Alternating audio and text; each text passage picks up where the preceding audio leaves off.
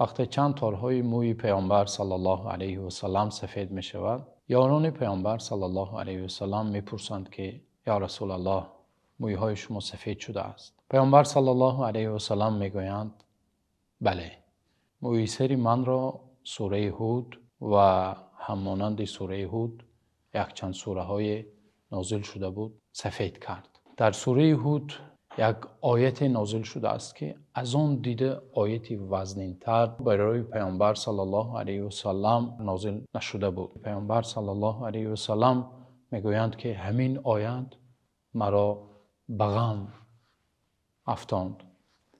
آیتی بود که خداوند به رسولش صلی الله علیه و سلم میگوید فاستقم کما امرت و من تاب معک. ای پیامبر صلی الله علیه و سلم، شما در دین استوار باشید و آنهایی که به درگاه الهی روی آوردند آنهایی هم همچنین در دین مستقیم باشند.